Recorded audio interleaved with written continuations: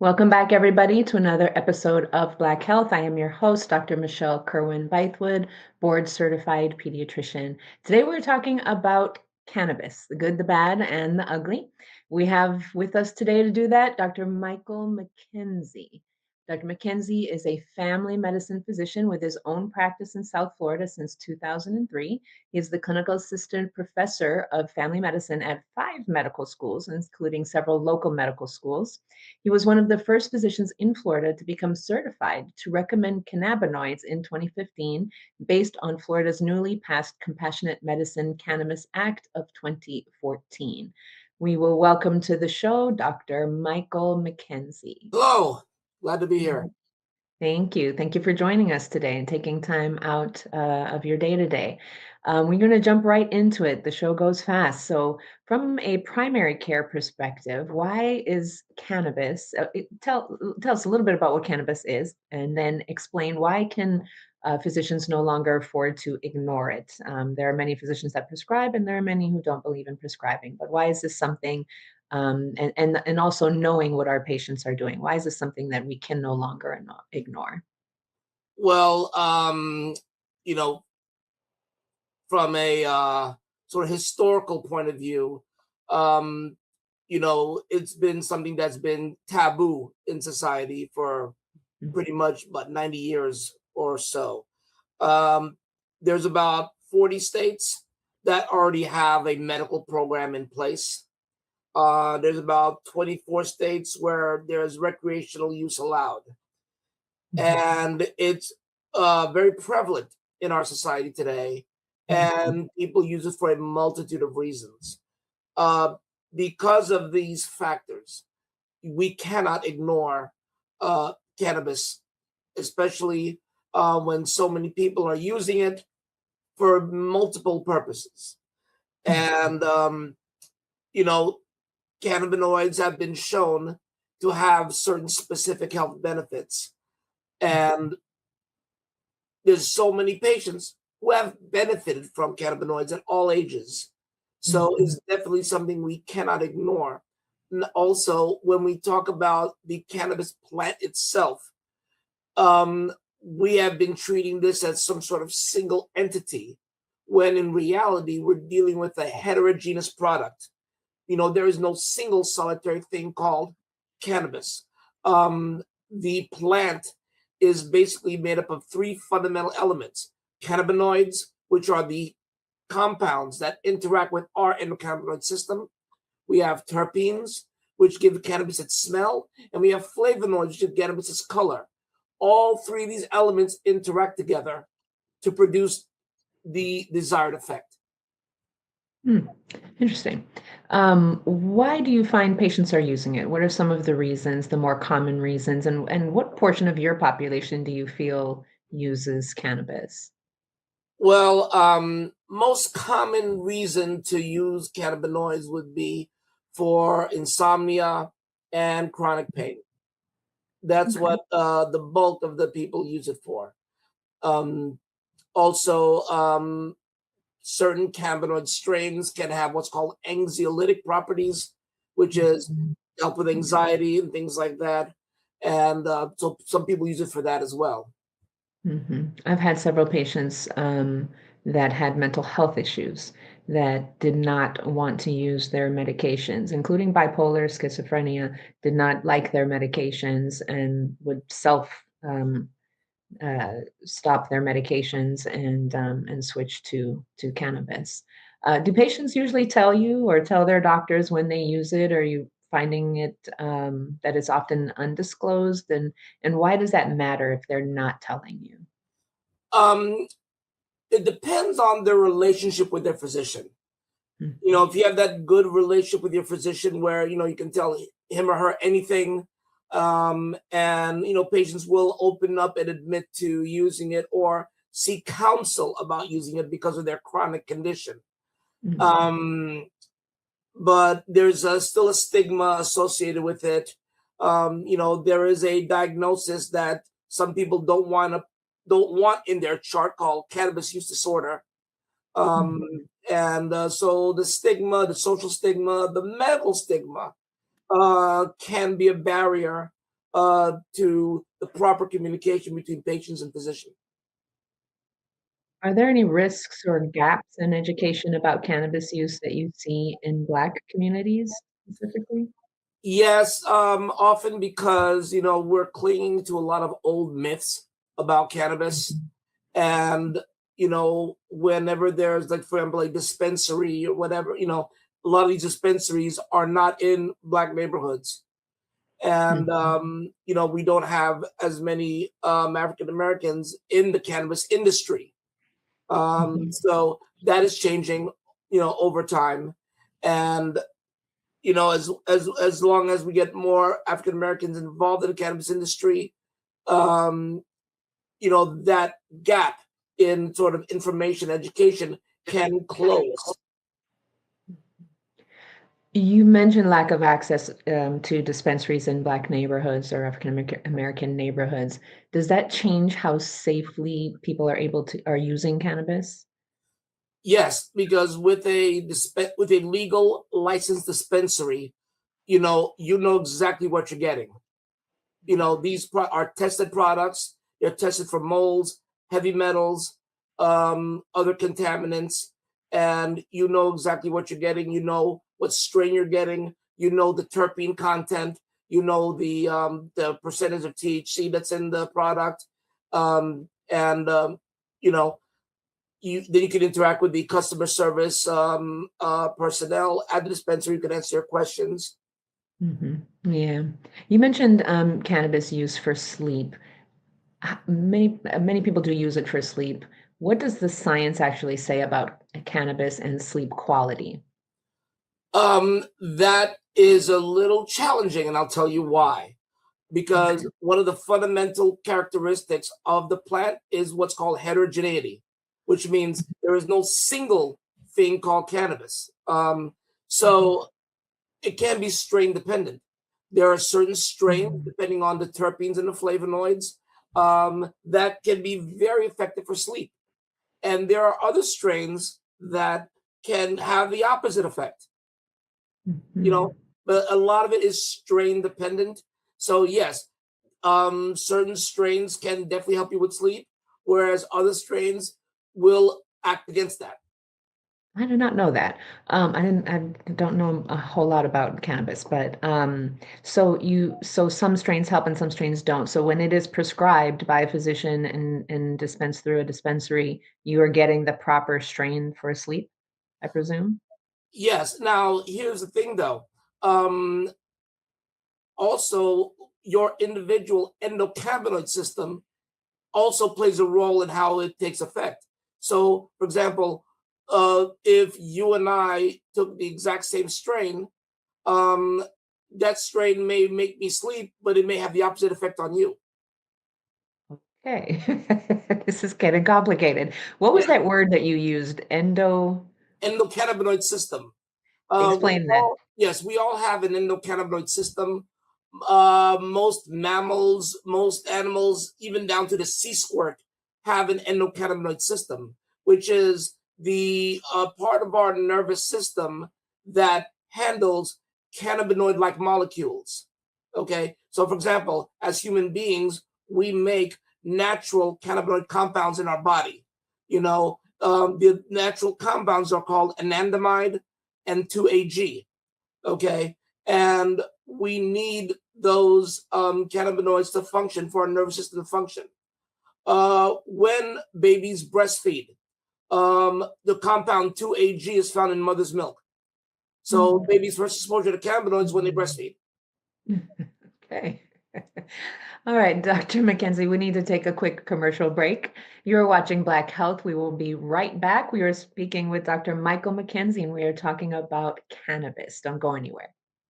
February 19th to the 22nd. Join your favorite culinary stars at the Food Network South Beach Wine and Food Festival. It's going to be amazing. Don't miss out on the gastronomic extravaganza that's making waves. If you haven't been, you are missing it. Take part in masterclasses, tastings, exclusive events, and so much more. Proceeds benefit educational programs and scholarships at Florida International University. And buy your tickets early because they're going to go quick. Get your tickets now at SoBWFF.org.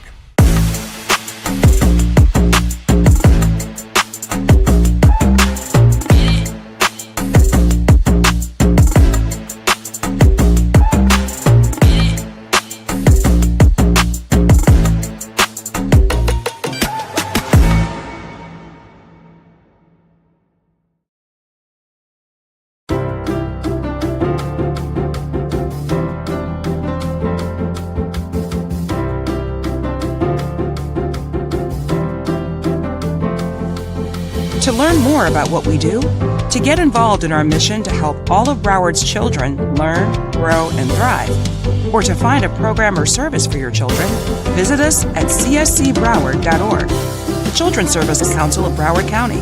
Our focus is our children. When quality care is a priority for you and your family, choose Pediatric and Family Health and Wellness Center.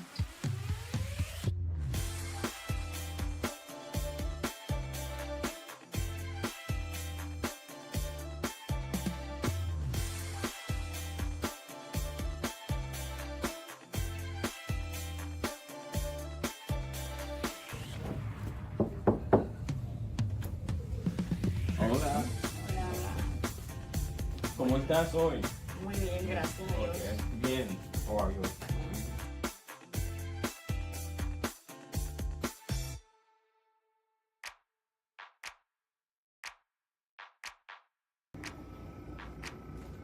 Welcome!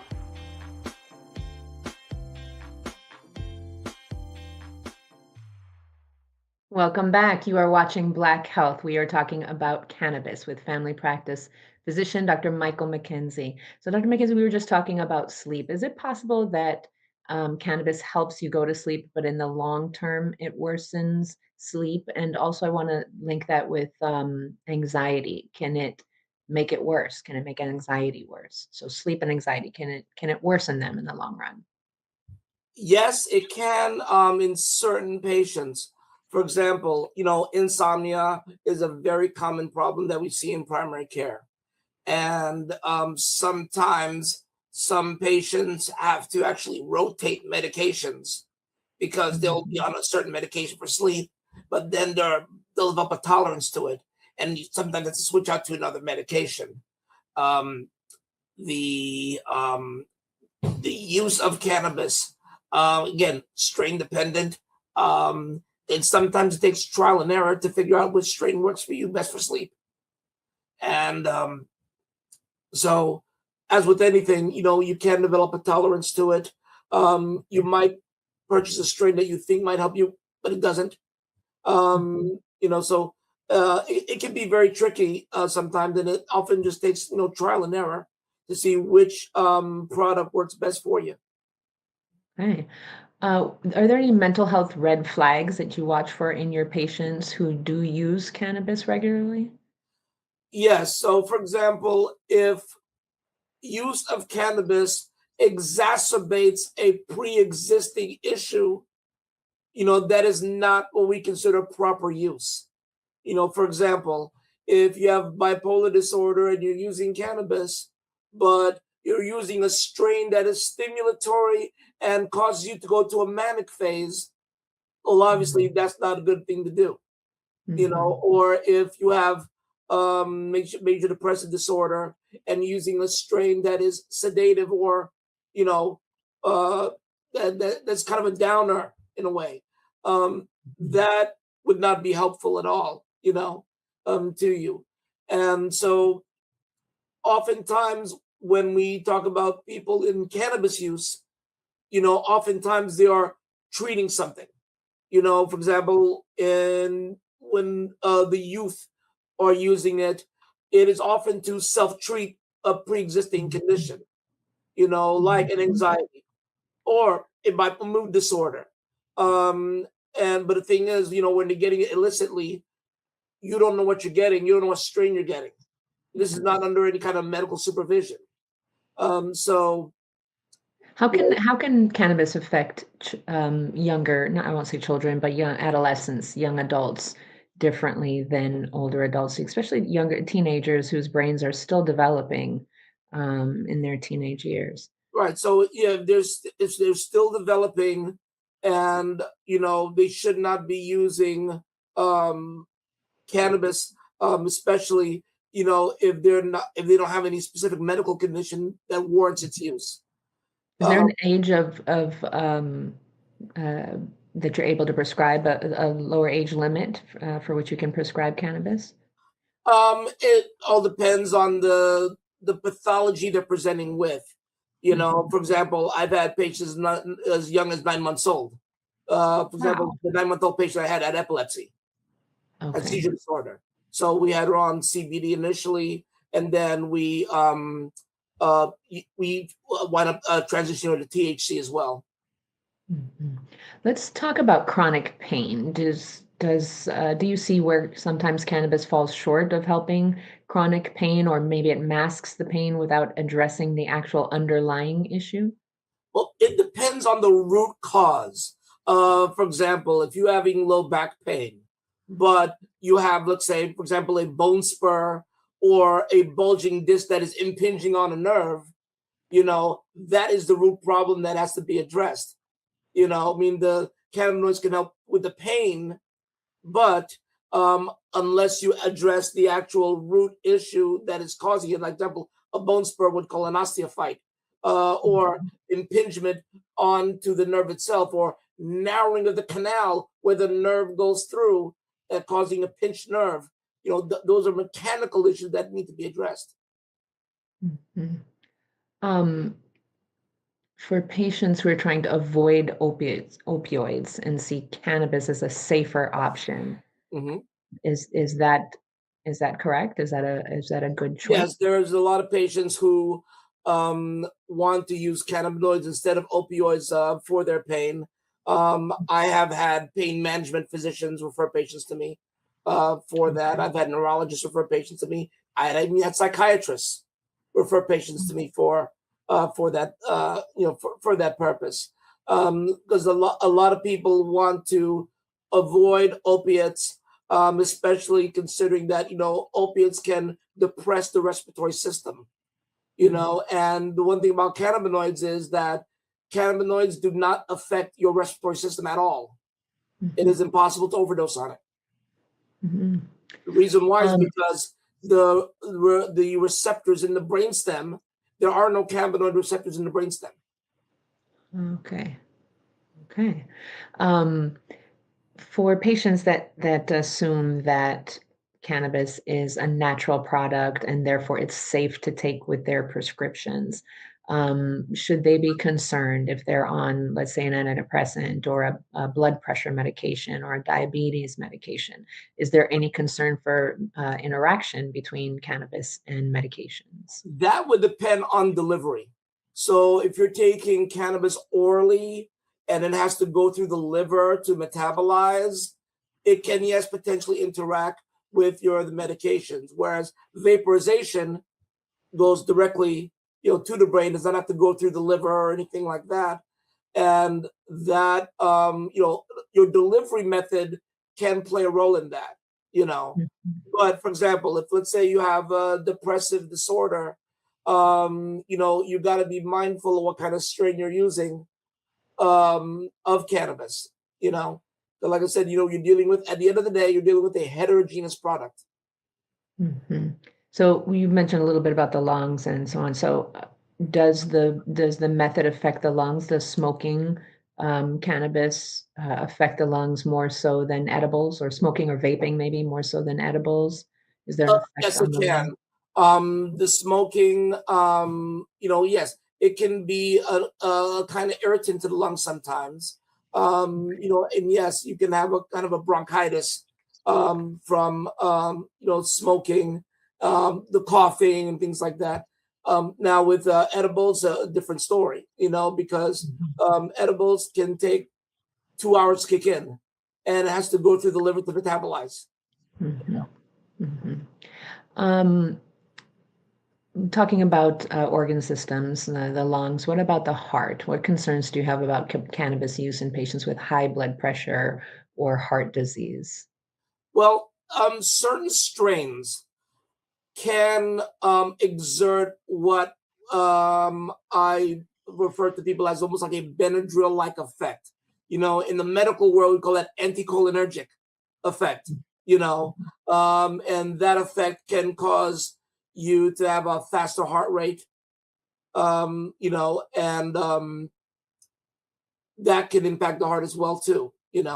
Also, if let's say you have a condition like COPD, and then let's say you're smoking, obviously the heart has to work harder, Mhm. to process that oxygen. you Mhm. know. But for the most part, the main cardiac concern would be, the anticholinergic effect of certain strains. Okay. All right. It is time for another commercial break, Dr. McKenzie. So just hold on one second, folks. We'll be right back with more of Black Health, and we are talking about cannabis use. February 19th to the 22nd. Join your favorite culinary stars at the Food Network South Beach Wine and Food Festival. It's going to be amazing. Don't miss out on the gastronomic extravaganza that's making waves. If you haven't been, you are missing it. Take part in masterclasses, tastings, exclusive events, and so much more. Proceeds benefit educational programs and scholarships at Florida International University. And buy your tickets early because they're going to go quick. Get your tickets now at SoBWFF.org.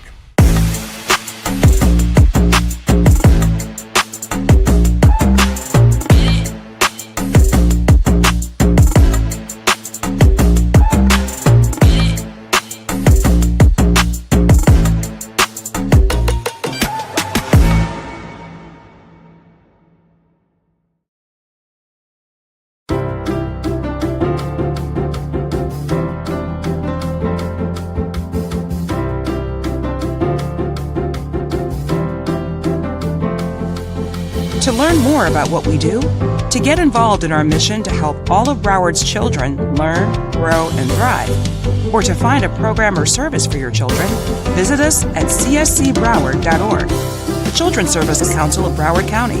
Our focus is our children. When quality care is a priority for you and your family, choose Pediatric and Family Health and Wellness Center.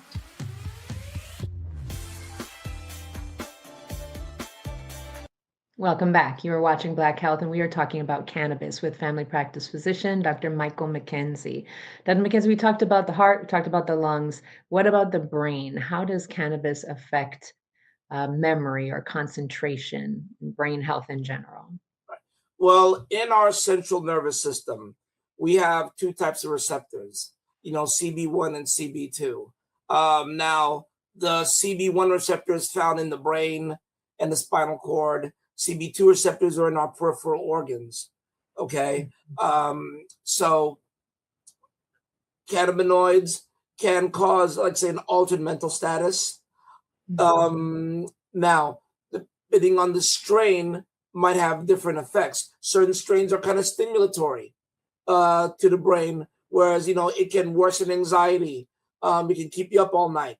I jokingly tell some patients, certain strains will have you vacuuming the dishes, So, whereas, other strains are kind of, anxiolytic, they kind of help you relax, help you sleep, kind of dial down the central nervous system, and so now memory, yes, it can affect memory in some cases, but its effect on the brain, a lot of it is it's strain dependent.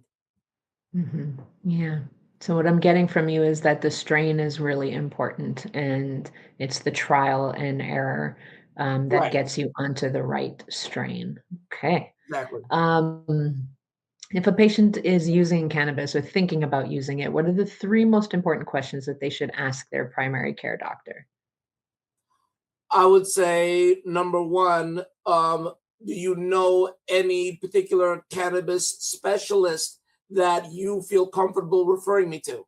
If that doctor themselves does not know about it, or, and oftentimes your primary may know somebody. A lot of the referrals I get are from other physicians. I've had other physicians send their parents to me.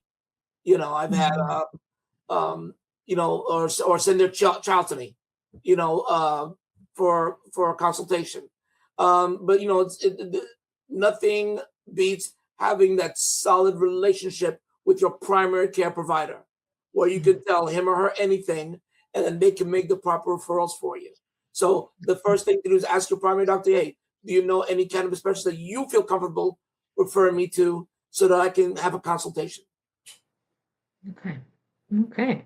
Dr. McKenzie, we do need to wrap up. So if somebody is watching and they're interested in getting in contact with you, asking more questions, or perhaps being prescribed, how can they do so?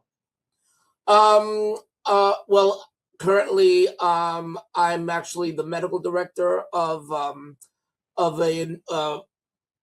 provisionally licensed MMTC known as Green Street. So because of that, I no longer evaluate patients for cannabis in the Okay. office as per Florida Okay. state law. But um, the Florida State Office of Medical Marijuana Use Mhm. does have a directory of physicians who are certified by the state. So they can look at that directory and see who's in their area, and also um, ask your primary care physician, to refer you to somebody who they trust Mhm. to get your recommendation. Now, keep in mind, when we write for cannabis, it's a recommendation, not a prescription. Mhm. There's only one individual in the whole United States of America, of 330 million people, that has an actual prescription for cannabis. Mm. One Okay. individual. Okay. Yeah. Wow. And who is that individual? His name is Irvin Rosenfeld. He's a federal cannabis patient, and he's been getting cannabis from the U.S. government since 1982. Wow, wow. Okay. All right. Well, on that note, that brings us to the end of our show. Thank you, Dr. McKenzie. That was a very interesting show. I think I learned a thing or two as well. Thank you on behalf of those watching Black Health.